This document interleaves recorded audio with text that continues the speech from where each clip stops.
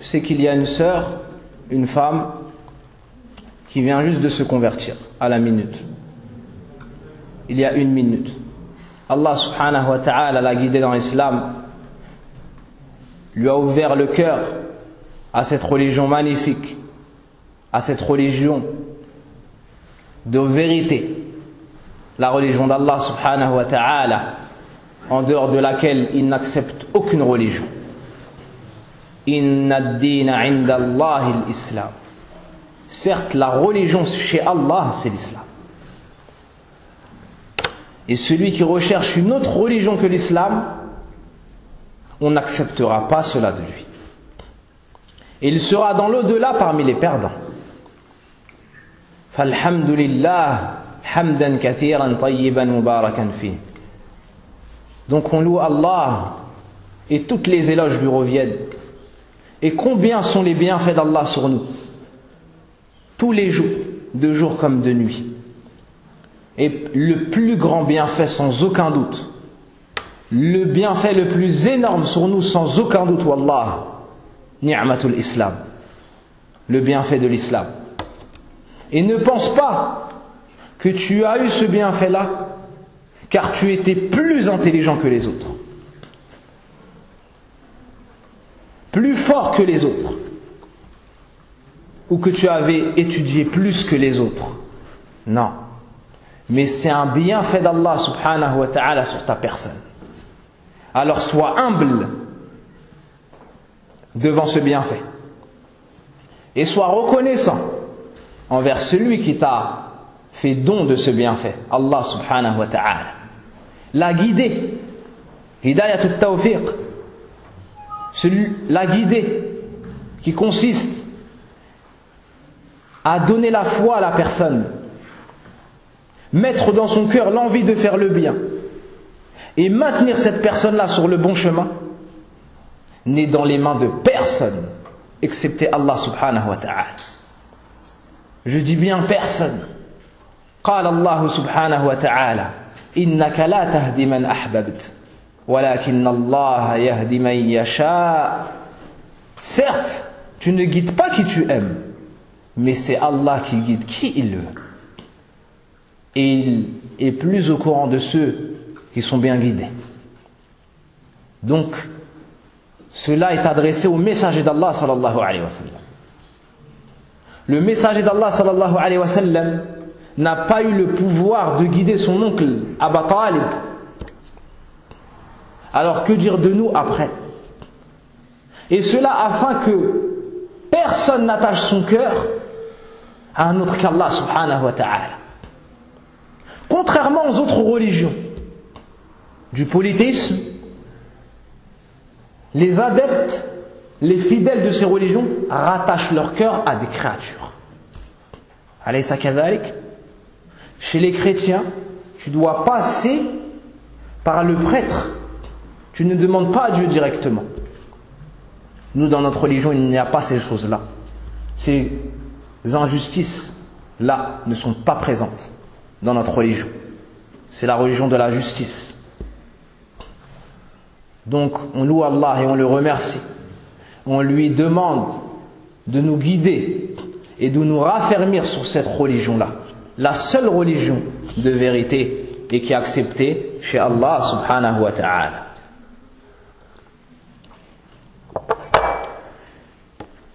ونسأل الله سبحانه وتعالى أن يثبتها على الحق وأن ييسر لها سلوك هذا الطريق الموصل إلى جنة رب العالمين. Donc on demande à Allah subhanahu wa ta'ala qu'il raffermisse cette sœur qui vient de se convertir sur le chemin de la vérité. Ce chemin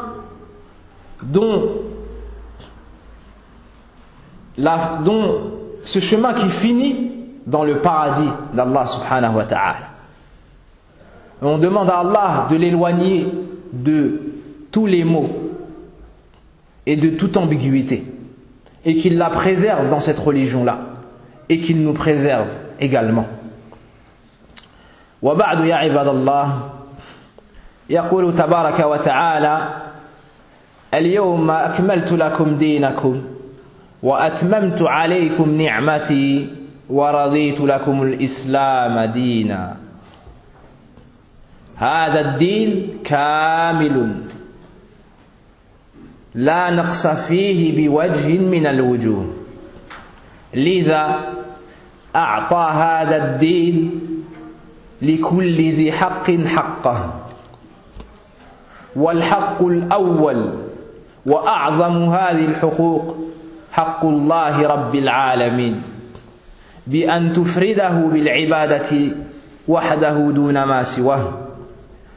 ثم بعد ذلك حق النبي صلى الله عليه وسلم، وقد ذكرنا هذا في محاضرة سبقت. ثم بعد حق النبي صلى الله عليه وسلم حق الوالدين. Allah dit dans son noble livre, Al-Qur'an, aujourd'hui, j'ai complété pour vous votre religion et parachevé sur vous mon bienfait et agréé comme religion pour vous l'islam.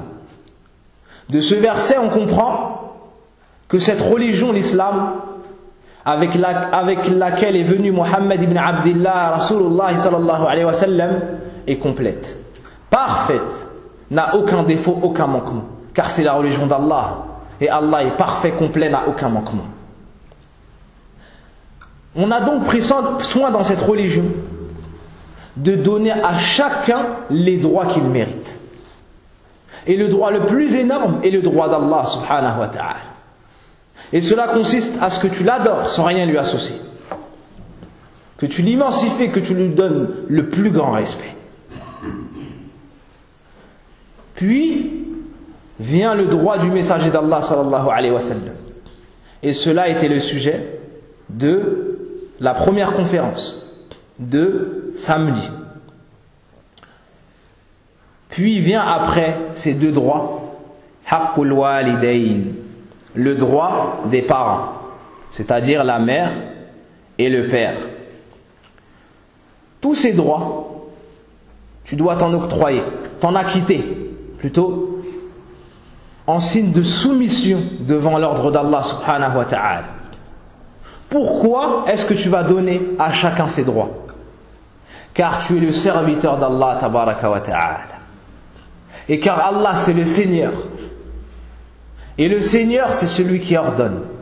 Et le serviteur est celui qui se soumet et qui met en pratique les ordres de son Seigneur, de sa divinité, la vraie divinité qui mérite l'adoration, Allah subhanahu wa ta'ala.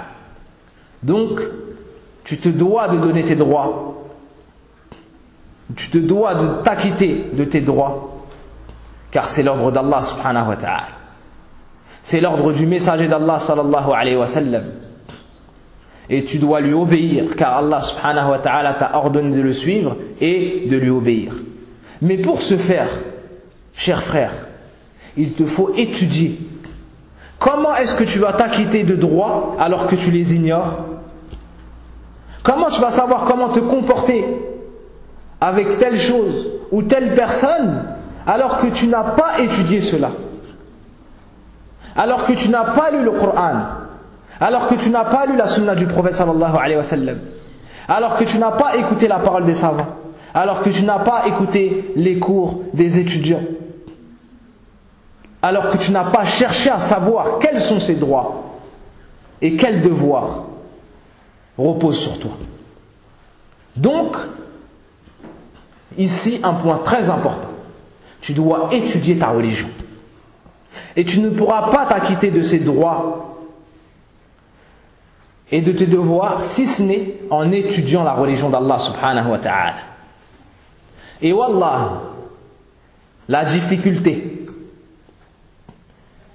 les problèmes ne sont pas survenus si ce n'est après notre éloignement des enseignements du prophète sallallahu alayhi wa sallam.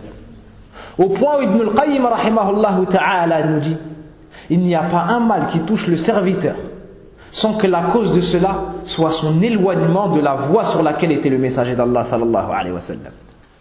Alors que dire des mécréants qui eux sont vraiment en dehors de la voie du messager d'Allah sallallahu alayhi wa sallam. والكلام في الوالدين ذو أهمية عظيمة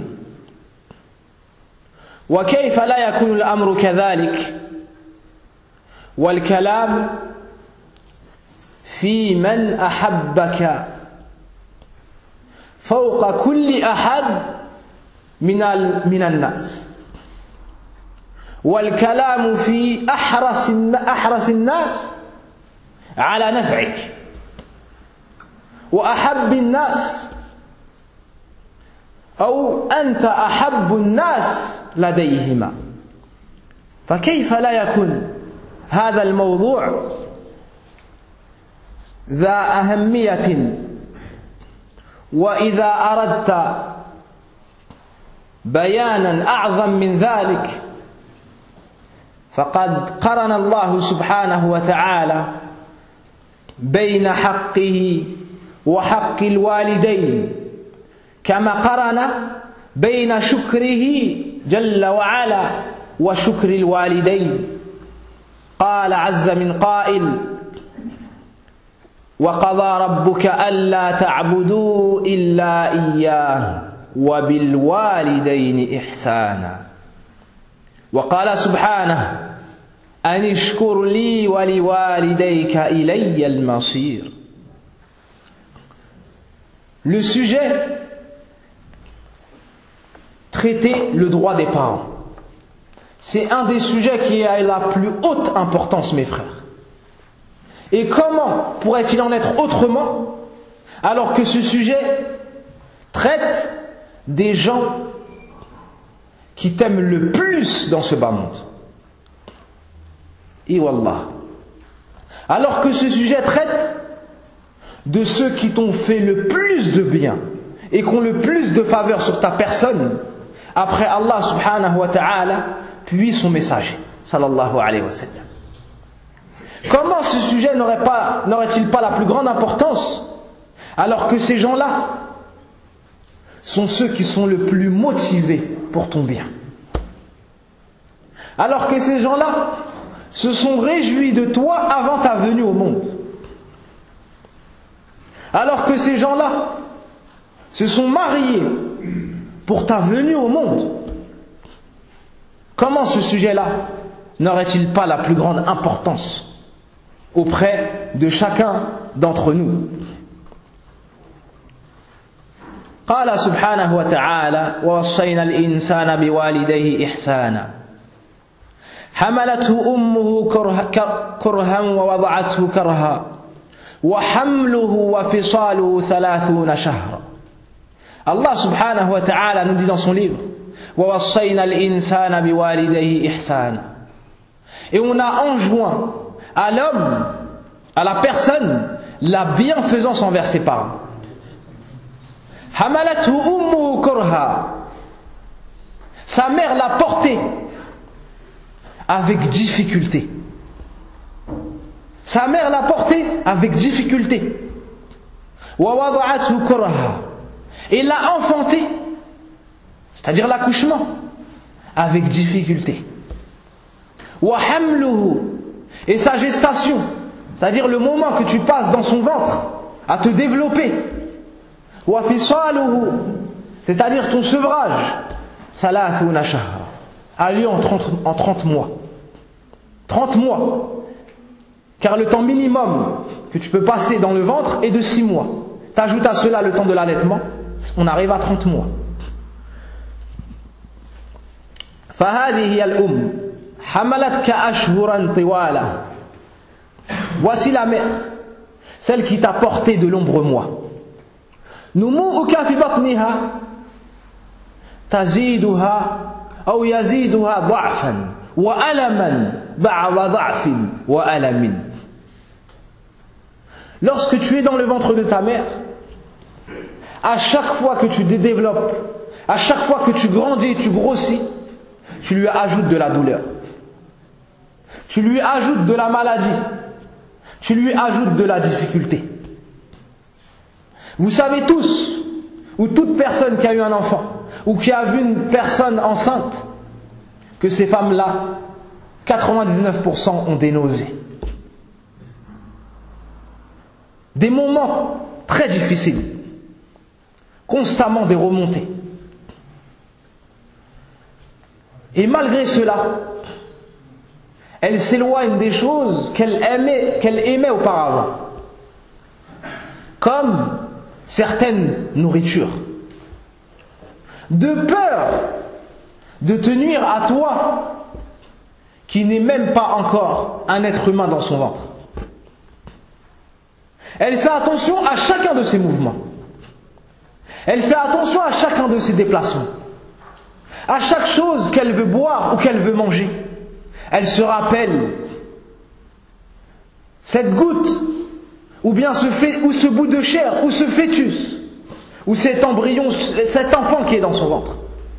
Elle ne fait aucune action si ce n'est après avoir médité sur les conséquences qui pourraient découler de cela sur son enfant qu'elle porte dans son ventre.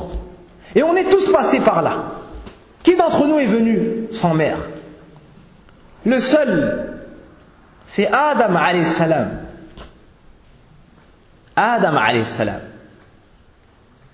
Donc, voici ta mère, ya Abdallah, celle qui t'a porté peine sur peine, celle qui a souffert pour que tu puisses goûter à la tranquillité et que tu puisses grandir en toute sécurité. Les femmes délaissent, ces futures mères délaissent même beaucoup de médicaments.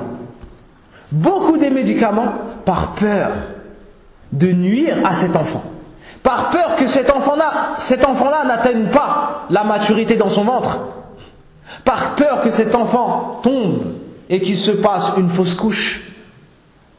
Du matin au soir, lorsque tu es dans son ventre, tu es le sujet de discussion. Wallah. Tu lui parles d'une chose à la mère, elle te répond en te parlant de son enfant, qui n'est même pas encore là. Elle pense déjà aux habits avec lesquels elle va le vêtir, wallah. Avant même sa venue, elle pense à son nom.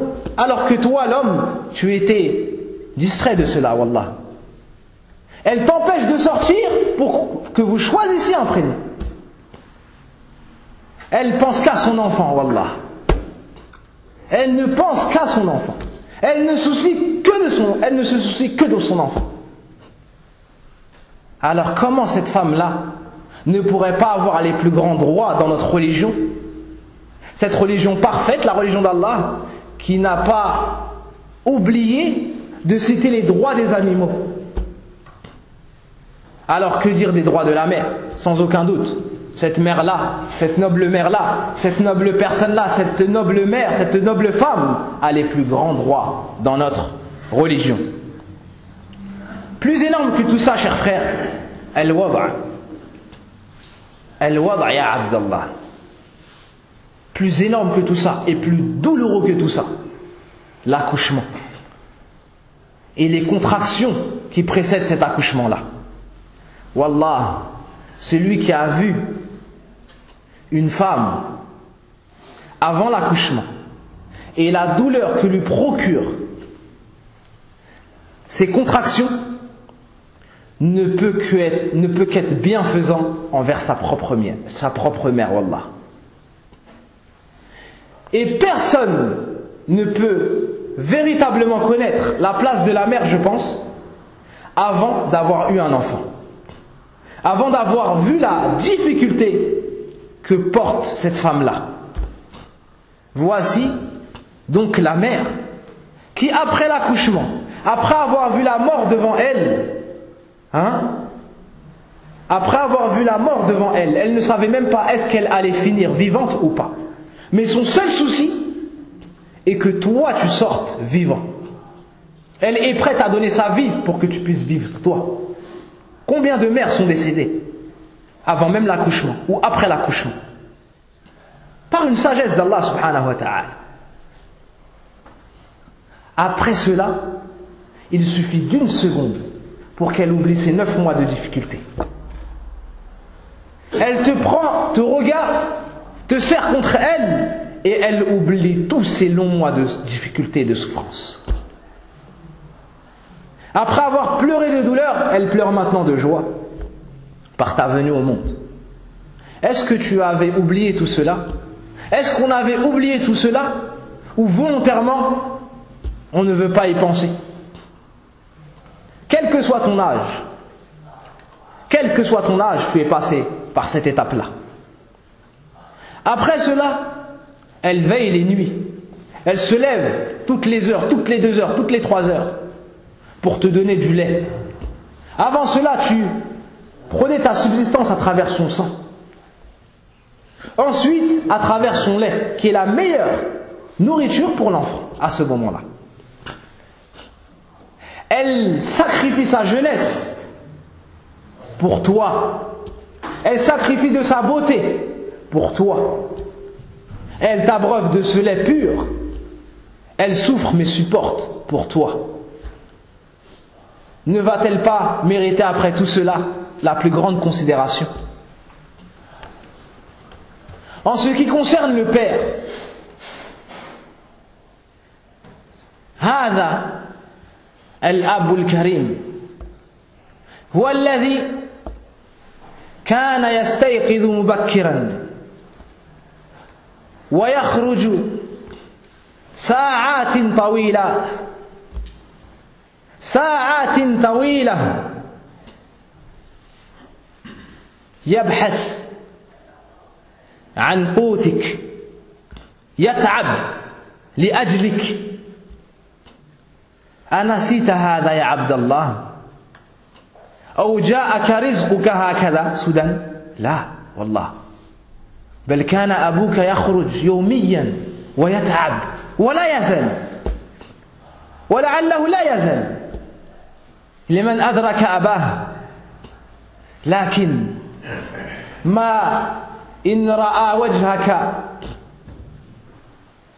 وهو ينسى كل ذلك ويفرح بفرحك. أبوك كان يدعو الله عفوا، أبوك كان يدعو الله وأنت لست بشيء والله. قبل أن تكون موجودا كان يرفع يديه إلى الله سبحانه وتعالى: اللهم ارزقني ذرية صالحة، اللهم ارزقني ولدا صالحا، اللهم ارزقني ولدا صالحا يحفظ القرآن وينصر سنة النبي صلى الله عليه وسلم. Ton père est celui qui se levait tôt le matin ou qui veillait tard la nuit afin de te ramener une subsistance saine, acquise par un moyen légal. Il avait peur de te nourrir d'une chose qui était interdite à la consommation, acquise de façon illicite. Alors il préférait se fatiguer pour te ramener cela plutôt que de prendre de l'argent facile mais mal acquis. Il se lève tôt le matin, il sort dans le froid, qu'il vente, qu'il neige, il part à la recherche de la subsistance pour sa famille, pour toi, pour ta noble mère, et sans jamais se plaindre. Sans jamais se plaindre après que l'enfant ait grandi. Wallah, on n'a jamais entendu nos pères dire: à cause de toi je me levais tôt le matin, à cause de toi ceci, cela. Non, wallah. Mais tes soucis sont les siens. Il te préfère à lui-même et te donne la meilleure nourriture. Même si lui ne mange pas, son seul souci c'est que toi tu manges. Ta maladie est la sienne. Tes joies sont les siennes. Il travaille de longues heures, réunit de l'argent des fois, juste pour t'acheter un cadeau. Et pour avoir la joie de te voir décrocher un sourire lorsqu'il va te remettre ça dans les mains. Subhanallah.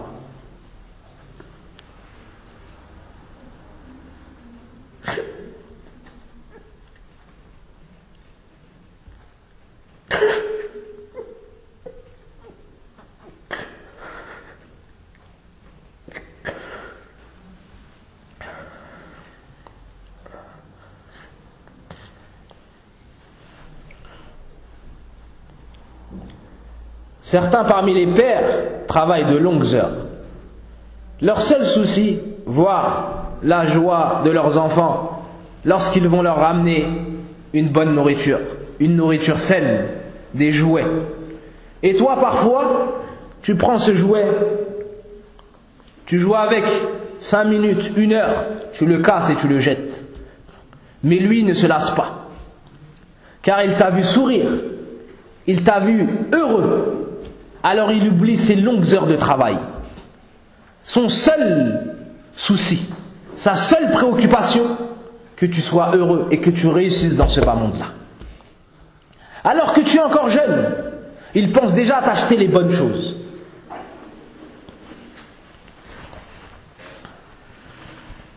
Donc voici ton père. Après avoir entendu cela, comment cette personne-là ne mériterait pas la plus grande considération et des droits dans notre religion parfaite, qui, comme je l'ai déjà dit, n'a pas oublié même les droits des animaux.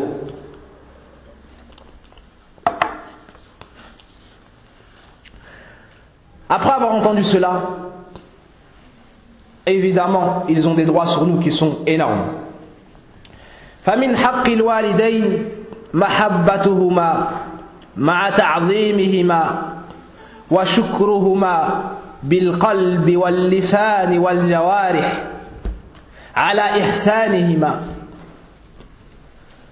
Le premier droit que je citerai ici, parmi les droits des parents, le fait de les aimer. Le fait d'aimer ses parents. Et quelle créature pourrait ne pas aimer ses parents, alors qu'ils sont la cause de sa venue dans ce bas monde-là? Alors qu'ils sont la cause de sa venue, alors qu'ils sont ceux qui lui ont fait le plus de bien parmi les créatures après le prophète sallallahu alayhi wa sallam. N'aime pas ses parents que celui dont la prime nature a été altérée et souillée.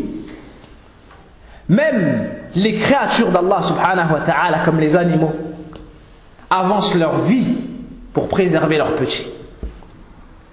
Les bêtes féroces avancent leur vie pour préserver leurs petits. Comment nous, qu'Allah a élevés au-dessus des autres créatures par la raison, allons-nous oublier cela?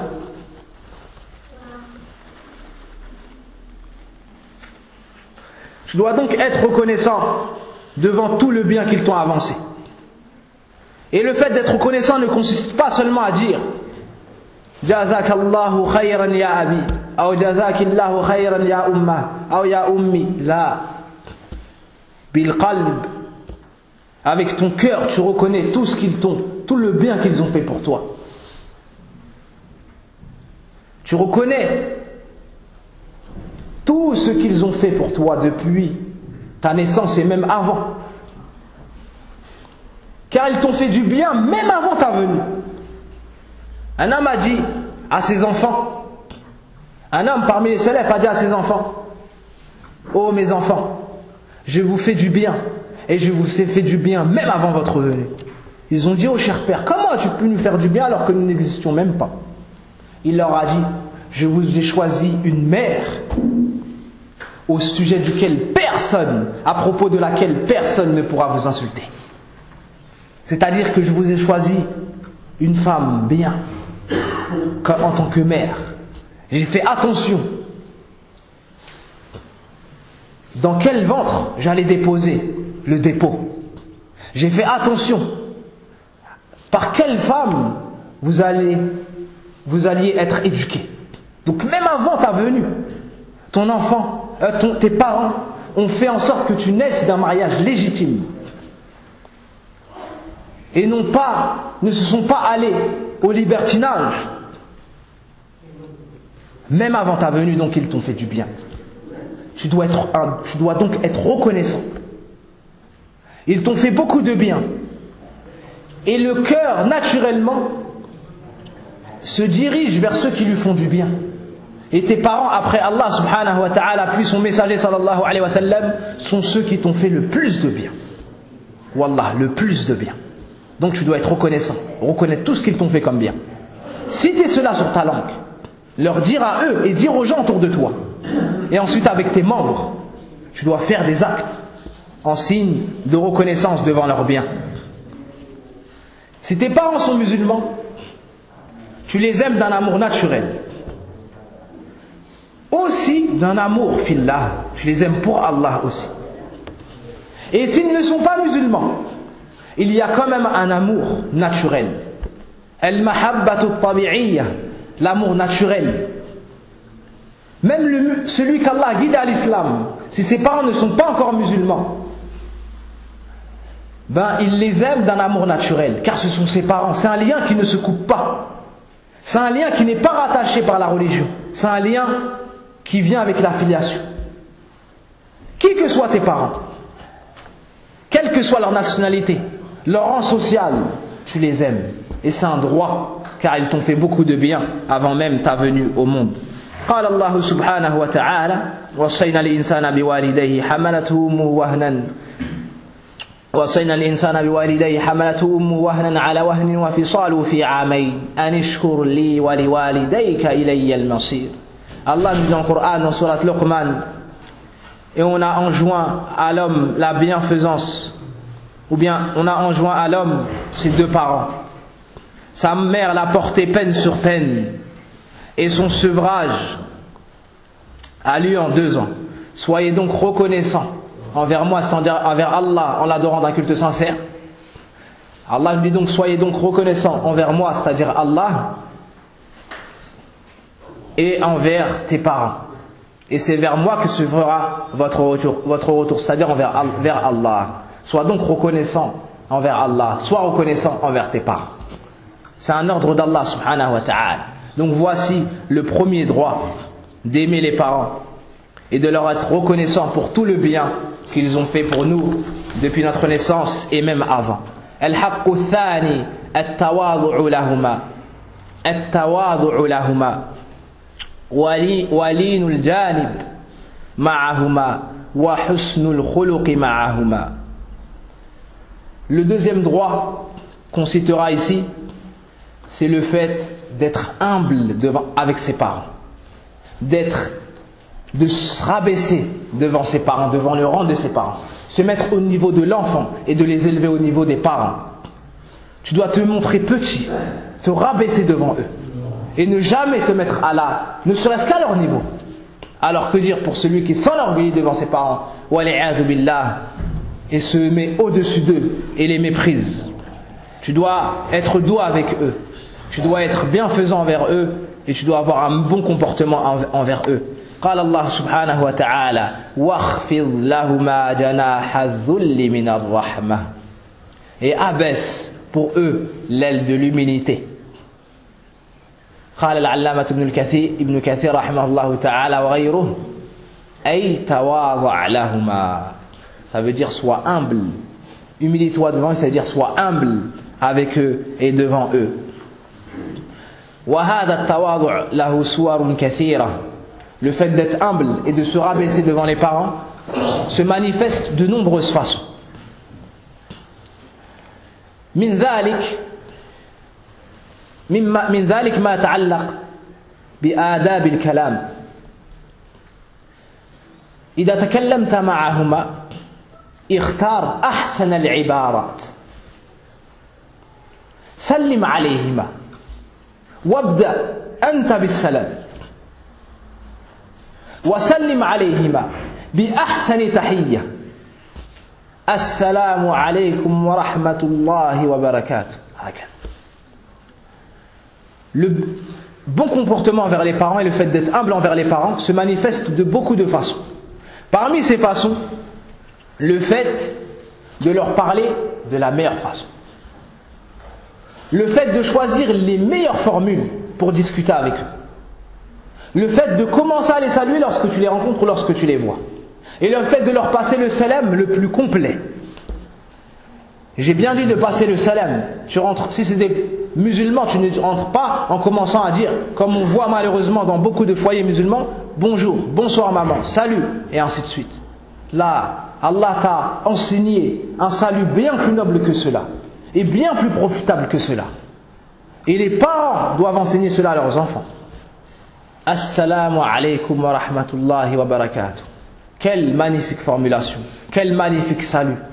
Est-ce que tu vas délaisser cela pour commencer en disant bonjour, bonsoir, salut, salut papa, ya subhanallah. Salut papa, t'as pas trouvé mieux en matière d'humilité à avancer à ton père?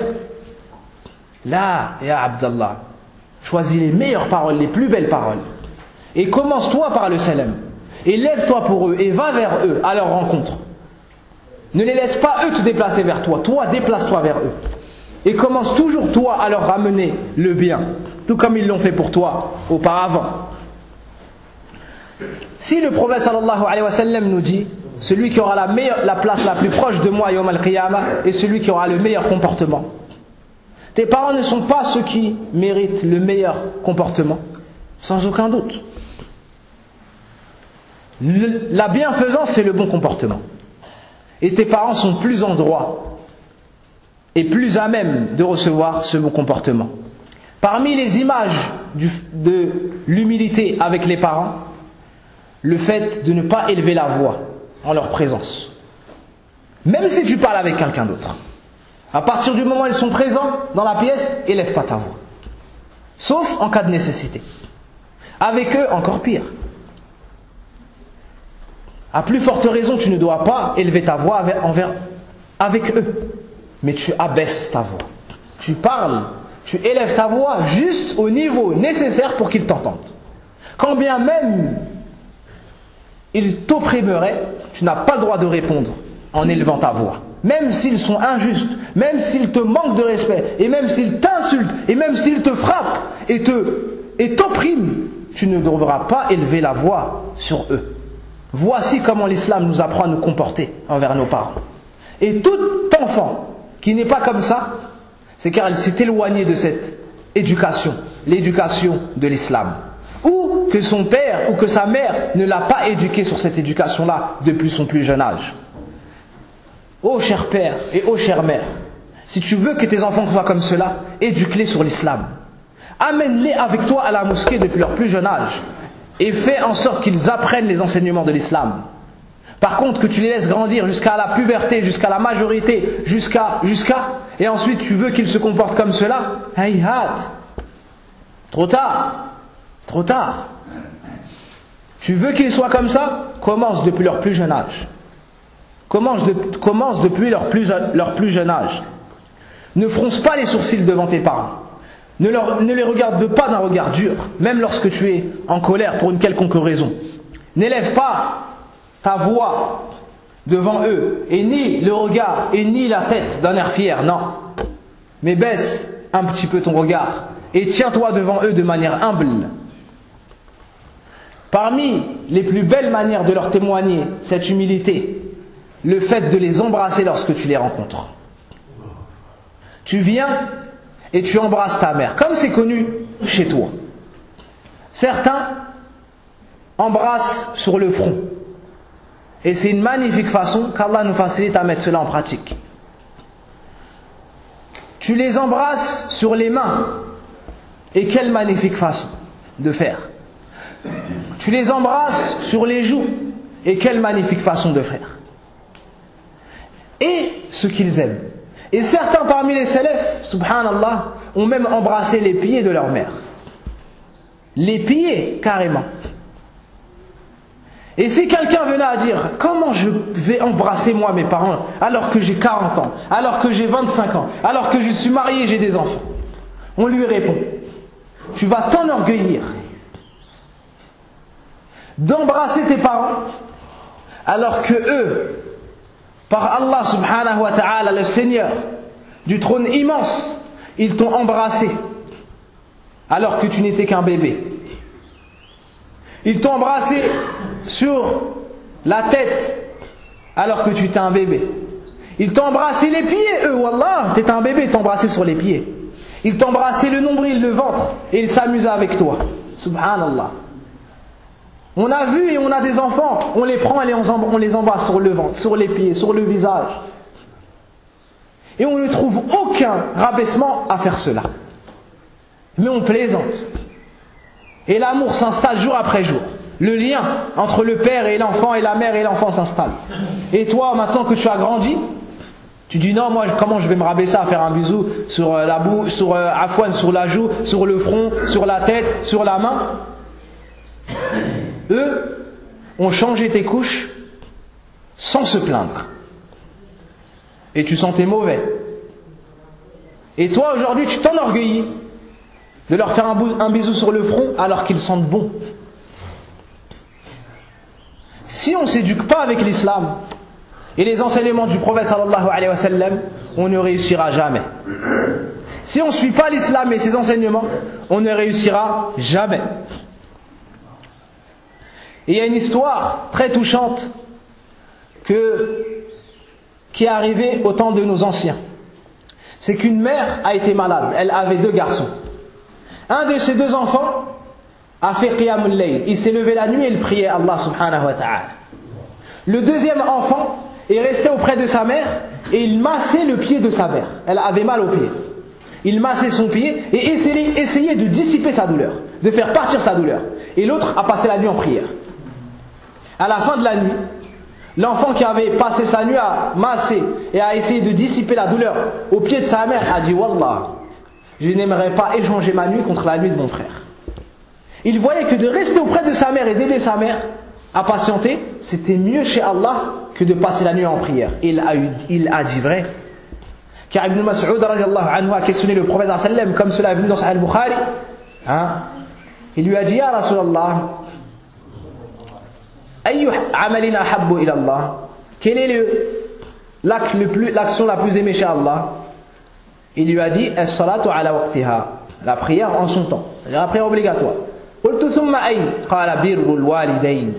Je lui dis ensuite, il me répondit, la bienfaisance envers les parents.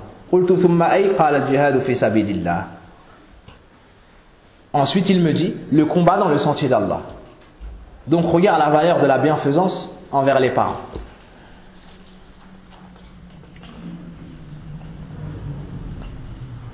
Donc tu dois te comporter de la meilleure façon et leur parler de la meilleure façon. Au point où Allah subhanahu wa ta'ala dit dans le Coran,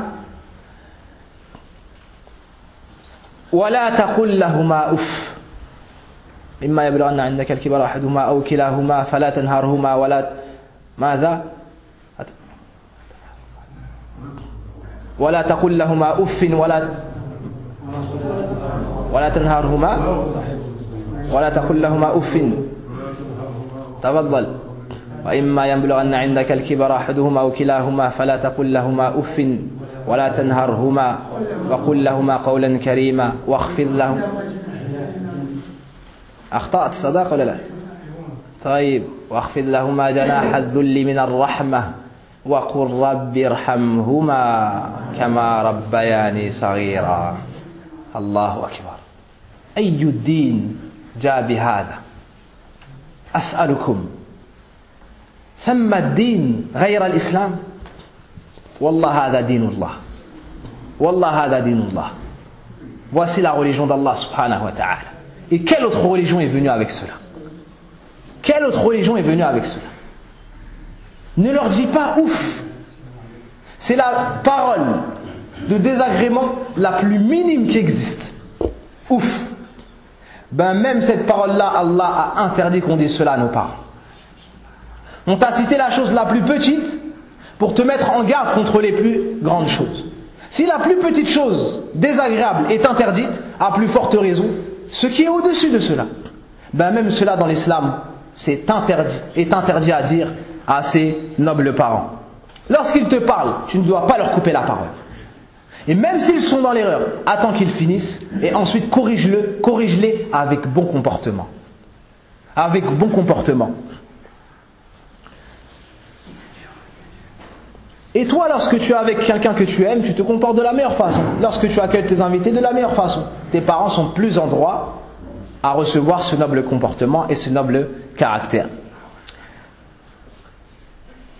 أخرج الإمام مسلم من حديث أبي هريرة رضي الله عنه أن النبي صلى الله عليه وسلم سئل يا رسول الله من أحق الناس بحسن صحبتي وجاء بنحو هذا في حديث معاوية ابن حيدة يا رسول الله من أبر؟ فقال أمك. قلت ثم أين؟ أو ثم من؟ قال أمك. قلت ثم من؟ قال أمك. قلت ثم من؟ قال ثم أبوك. فأعطى النبي صلى الله عليه وسلم الأم كم؟ 3 أربع. Le prophète sallallahu alayhi wa sallam a dit celui qui mérite le plus ta bonne compagnie c'est ta mère, ensuite ta mère, ensuite ta mère, ensuite seulement ton père. 3 parts, 3 quarts pour la mère et 1 quart pour le père. Pourquoi 3 parts de plus que le père? Ça ne veut pas dire qu'avec le père tu te comportes mal, non, tu te comportes très bien avec le père, mais encore mieux avec la mère. Pourquoi? Cette religion-là a élevé la femme à un rang que personne ne pourra élever. Personne ne pourra élever. 3 parts. La première part en plus, car c'est elle qui porte l'enfant dans son ventre. La deuxième part en plus, car c'est elle qui accouche de l'enfant. La troisième part en plus, car elle allaite. C'est elle qui allaite. Alors elle a 3 parts en plus, 3 quarts en plus que la part du père.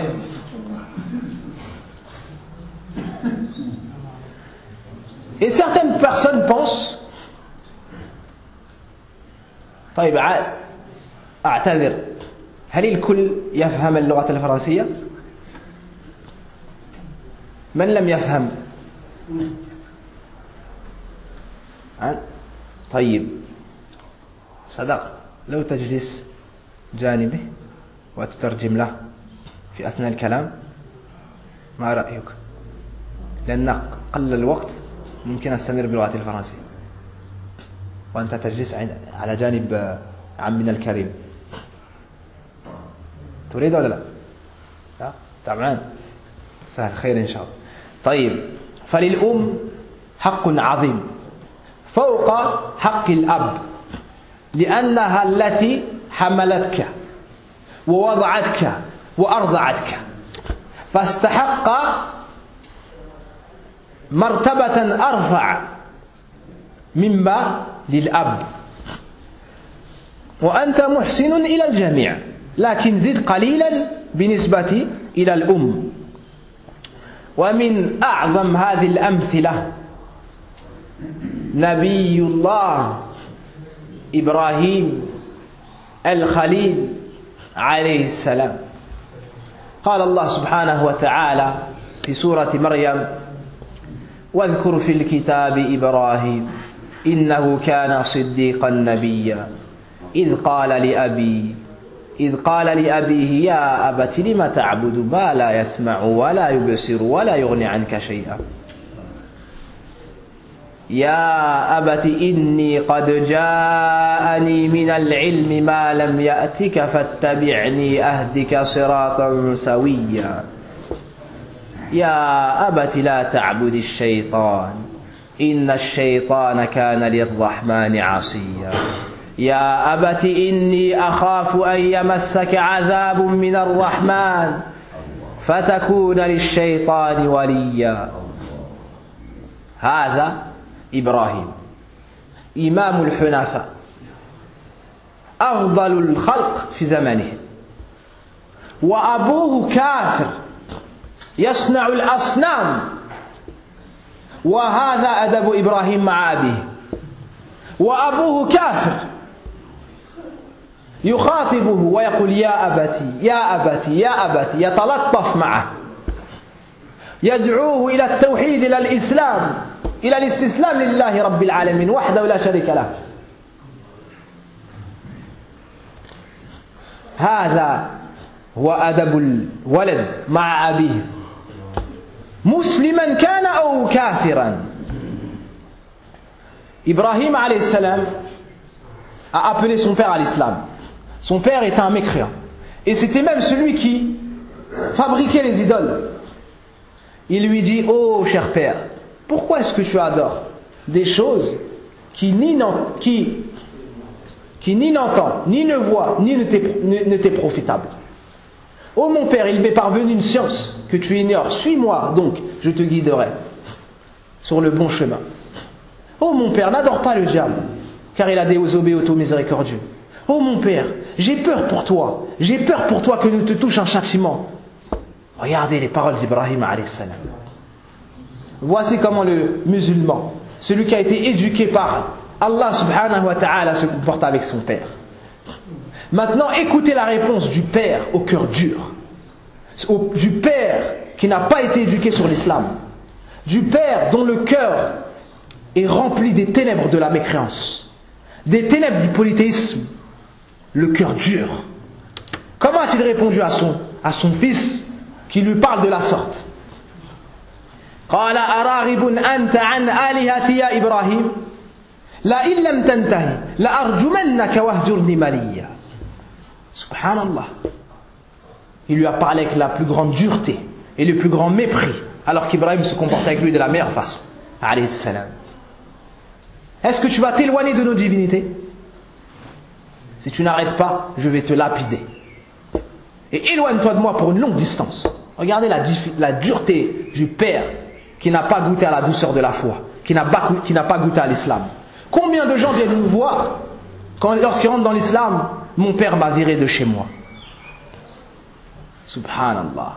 Parce qu'il veut adorer Allah d'un culte sincère, tu veux le sortir de chez toi? Parce qu'il pose son front par terre pour Allah subhanahu wa ta'ala, tu veux le virer de chez toi? Mais lorsqu'il adore autre qu'Allah, et lorsqu'il part dans la débauche, lorsqu'il boit de l'alcool, et lorsqu'il va avec des femmes qui lui sont interdites, tu ne dis rien. Mais lorsqu'il veut apprendre le Coran, il veut aller étudier la science. Ya Abi, je vais partir à l'étranger, Inch'Allah, je vais mémoriser le livre d'Allah. Là, reste ici, va travailler, ramène de l'argent, finis tes études, fais.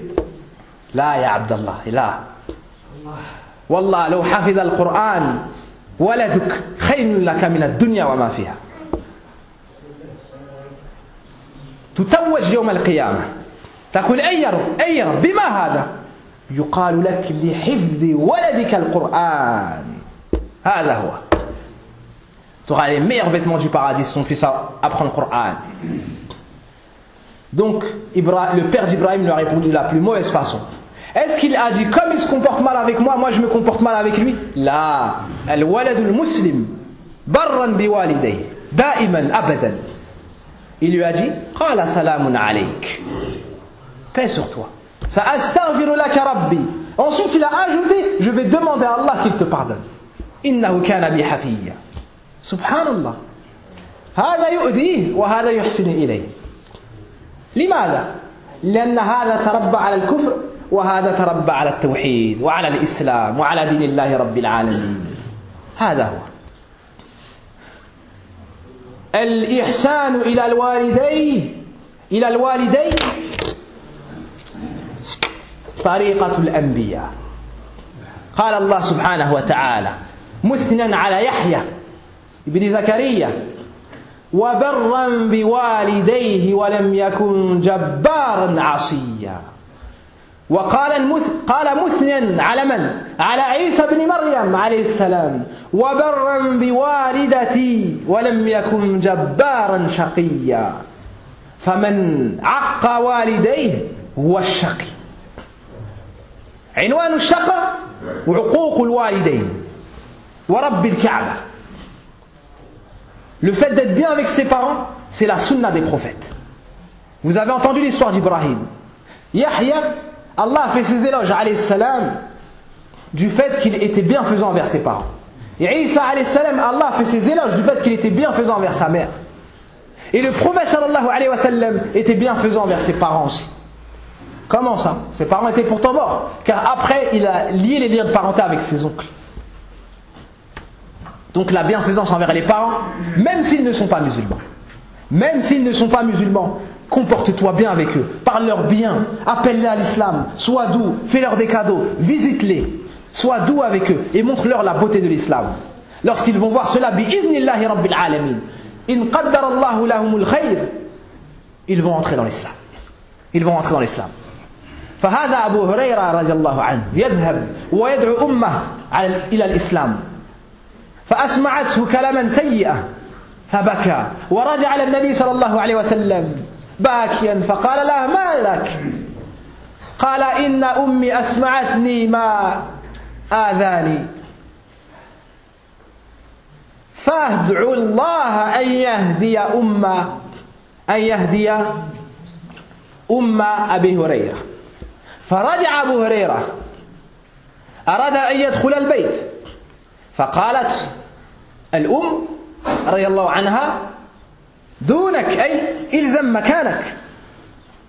ففتحت الباب متحجبة لابسة الحجاب الشرعي قائلة أشهد أن لا إله إلا الله وأن محمدا رسول الله صلى الله عليه وسلم. فالحمد لله الذي هدى أم أبي هريرة. ذاك الله. Abu Huraira a appelé sa mère à l'islam et se comportait toujours de la meilleure façon avec elle. Elle n'était pas musulmane. Un jour, elle lui a fait entendre de mauvaises paroles. C'est pas facile, il te faut patienter mon frère. Appelle tes parents à l'islam, appelle tes frères, appelle les gens à l'islam. Des fois ils vont pas accepter, ils vont mal te parler. Tu vas délaisser la da'wah? Non, patiente. Abu Huraira a appelé sa mère à l'islam. Un jour, elle lui a dit des mauvaises paroles sur le prophète sallam. Il a pleuré et est parti voir le prophète sallallahu alayhi wa sallam. Il lui a raconté. Et le prophète sallam a fait dua pour sa mère. Lorsqu'il est revenu, il a voulu rentrer chez lui. Sa mère lui a dit attends, il reste à ta place. Elle avait fait le lavage, elle reçut. Et elle est venue, elle a ouvert la porte avec un voile. Elle a témoigné de l'unicité d'Allah et de la prophétie du messager d'Allah sallallahu alayhi wa sallam. Elle est rentrée dans l'islam. Allah a guidé son cœur à l'islam. Elle a embrassé l'islam et s'est convertie. Abu Huraira est revenu une deuxième fois en pleurant, mais cette fois-ci de joie. Il a dit Ya Rasulallah, ud'u Allah an la yasma'a anni ou an ummi ahadun min al-muslimin illa habbana. فأنا أحب أبا هريرة وأحب أمه وأنتم كذلك. Ensuite, Abu Huraira a demandé au prophète sallallahu alayhi wa sallam qu'il fasse que personne n'entende parler de lui ou de sa mère sans les aimer. فَنَحْنُ نُحِبُّهُمْ وَنُحِبُّ الصَّحَابَةَ جَمِيعًا. Donc voici comment se comporter avec ses parents, même s'ils ne sont pas musulmans. Même s'ils ne sont pas musulmans. Tu leur donnes de l'argent, tu te comportes bien, tu les visites, tu les appelles à l'islam. Parmi leurs droits, que tu les fasses devancer surtout les bienfaits. Les bonnes nourritures, les beaux vêtements, ton argent, tu fais devancer cela. Ne marche pas devant eux, sauf en cas de nécessité. Parmi leurs droits et parmi la marque d'humilité, tu marches, un des salafs marchait devant son père la nuit et derrière lui la journée. Pourquoi? La nuit, au cas où il y a un mal, alors il serait le premier pour défendre son père. Et le jour, derrière lui, en signe d'humilité, pour se rabaisser devant lui. Un des salafs n'osait pas manger avec sa mère.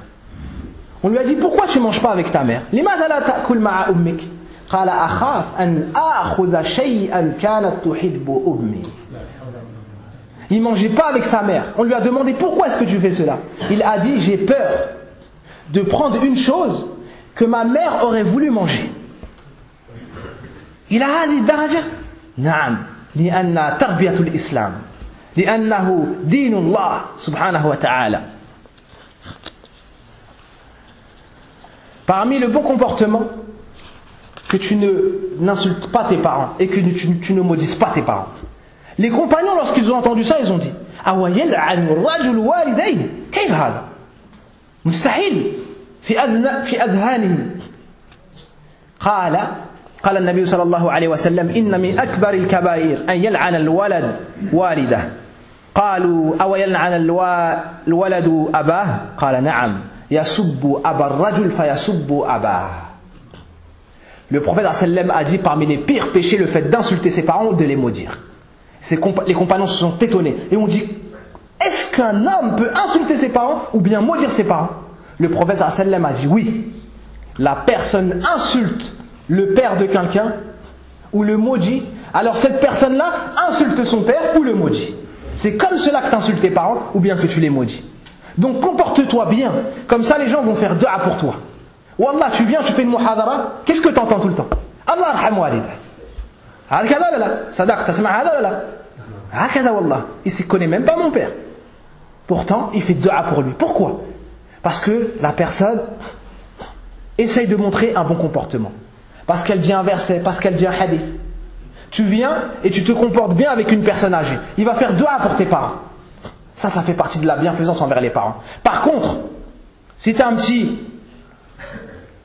mal éduqué, et si tu voles les gens, et si tu insultes les gens, qu'est-ce que les gens vont dire? La barakallahu fi, wala fi walidayhi. Ils vont faire dua contre tes parents. Et ils vont le mal parler. Lui, ses parents l'ont mal éduqué. Lui, ses parents, et ils vont parler sur tes parents à cause de toi. Alors, partout où tu passes, tu dois laisser des bonnes traces. Chaque endroit où tu passes, il te faut laisser de bonnes traces. Min akbari huquqihima ta'atuhuma. Wa innama ta'atu bil ma'ruf. Parmi les plus grands droits des parents, le fait d'être obéissant. Tout ce qu'ils te demandent, fais-le, autant que possible. Fais-le avant même qu'ils te demandent. Avant même que tes parents te disent fais ça, je veux ça, toi ramène-le. Toi ramène-le. Wallah, ton épouse, avant qu'elle te demande des fois, tu vas t'acheter parce que tu sais qu'elle aime cela. Hein? Et c'est une excellente chose. Mais meilleur que ça, tes parents. Certains n'ont pas réussi à faire concilier le droit des parents et le droit de l'épouse. Wallah, il n'y a aucun problème. Wallah, il n'y a aucun problème. Tu vois un bâtiment de 18 étages? La mère est au 18. Non, elle est sur le toit. La mère, elle est sur le toit. Imara. Hein? الأم فوق العمارة والزوجة في النصف إن لم أبالغ في حقها والأب فوق ذلك. La mère a la plus grande place, le père juste après, et ensuite l'épouse et les enfants. Et cela ne veut pas dire que tu as le droit d'opprimer ton épouse. Non, Allah te voit, te surveille. Mais cela veut dire que tu dois être encore mieux avec tes parents. Tu dois leur obéir dans tout. Tu dois leur obéir dans tout. Sauf s'il y a une désobéissance. Si tes parents te disent va pas à la mosquée, tu ne leur obéis pas. Parce que cela n'est pas du bien pour eux. Si tes parents te disent va m'acheter des cigarettes, tu dis wallah, ya Abba, moi je veux le bien pour toi et je t'aime et je t'obéis dans tout ce que tu me demandes. Mais je ne peux pas t'obéir dans ça, car c'est mal la cigarette. Et moi je veux que ton bien. Et dans toutes les choses qui ne sont pas halal. Si tes parents t'envoient acheter de la viande pas halal, tu n'as pas le droit de leur obéir. Parce que tu vas leur ramener des péchés. Tu dois leur ramener des hasanat, pas des péchés. Même si eux ne voient pas le mal. Si toi tu as vu que c'est un mal, conseille-les. Parmi les droits des parents, le fait de les conseiller. Le fait de les conseiller. Le fait de dépenser ton argent pour eux. Comment se fait-il que toi, tu as une belle maison, bien équipée, tout équipé, tu as une cuisine équipée, et que ta mère n'a pas cela dans son salon? Non, c'est pas normal. Si toi tu es à l'aise, tu dois mettre à l'aise tes parents. Tu dois mettre à l'aise tes parents. Fais autant que possible pour qu'il n'ait rien à faire. Qu'il ne se fatigue pas. Si tu as les moyens que ton père ne travaille pas, dis-lui reste à la maison et c'est moi qui dépenserai pour toi. La fille chez elle, et même le fils chez lui, sa mère n'a pas à faire la vaisselle à partir du moment où il est capable de faire la vaisselle. Wallah. Comment se fait-il qu'une femme en âge de raison et de se marier est assise dans le salon en train de boire un thé et que sa mère est debout dans la cuisine en train de faire la vaisselle et de préparer la nourriture, en train de passer le balai dans le salon, en train de faire le lit? Eid. C'est honteux. C'est honteux. Normalement la mère se lève, elle n'a même pas le temps de toucher le balai, car la fille a déjà pris le balai, elle le cherche le balai. Pourquoi? Parce que la fille a déjà commencé avant même que sa mère lui demande. La vaisselle, toujours propre. Certaines mères ont 5 filles, et c'est elles qui font encore le ménage et à manger. Subhanallah. Wallah, certains hommes, certaines personnes parmi les hommes, alors que dire des femmes, leur mère ne touche pas la vaisselle. Eux, ils font la vaisselle. Leurs propres épouses viennent chez leurs parents et c'est elles qui font le ménage. Et c'est elles qui lavent la vaisselle. Elles ne laissent pas sa belle-mère toucher sa vaisselle. Comment se fait-il que toi tu es la propre fille et que ta mère se fatigue encore alors qu'elle a 50 ans, 60 ans? Même si elle est jeune, elle ne doit rien toucher. C'est comme cela que l'islam nous éduque. Yusikumullahu fi ummahatikum, yusikumullahu fi ummahatikum, yusikumullahu fi ummahatikum. Le prophète sallallahu alayhi wa sallam nous dit Allah vous recommande la bienfaisance envers vos parents. envers vos mères. Allah vous ordonne, vous recommande la bienfaisance envers vos mères. Il a dit cela 3 fois. Le prophète sallallahu alayhi wa sallam a dit le paradis se trouve auprès des pieds de ta mère. Le paradis se trouve auprès des pieds de ta mère. Fais tout ce qu'il faut pour avoir leur agrément. Rida al-Rabb bi rida al-walidayn. L'agrément d'Allah passe par l'agrément des parents. Et une grosse calamité qui a touché cette communauté-là, dans les questions de mariage, que les familles sont prêtes à se déchirer pour un mariage. Et ils oublient leurs parents, ceux qui les ont mis au monde, parce qu'ils veulent se marier avec telle fille. Wallah, si ma mère m'avait dit « marie-toi pas avec telle fille », je ne me serais pas marié avec telle fille. Est-ce qu'il n'y a qu'une femme sur terre? Là, il y en a plein. Il y en a plein, n'aie pas peur. Ton destin est écrit. Celle qu'Allah t'a écrit, tu vas te marier avec elle.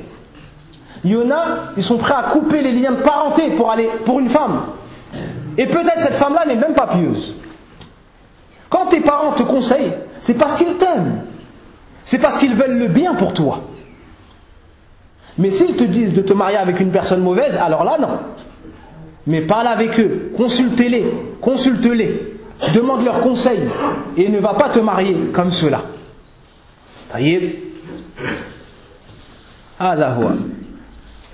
Et parmi les derniers droits qu'on peut citer, le fait d'être bienfaisant envers les amis du père. كثير من الناس يجهلون هذا البر. الإحسان إلى أصدقاء الوالد وأقرباء الوالد بعد موته، هذا من البر، هذا من حقوق الأب. كثير من الناس يجهلون هذا. Parmi la bienfaisance, que tu sois bien avec les amis de ton père. Que tu visites après sa mort les amis qu'il avait, les collègues de travail. Tu viens, tu lui ramènes une sadaqa. Il va te voir, il va se rappeler de ton père. Il va lui faire des doigts. Tu te poses avec lui, tu lui donnes du temps.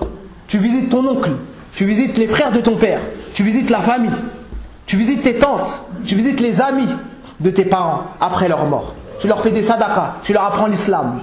Et pour conclure, un des plus grands droits, ad-du'a lahu. Tu fais dua pour eux tous les jours, de leur vivant et après leur mort.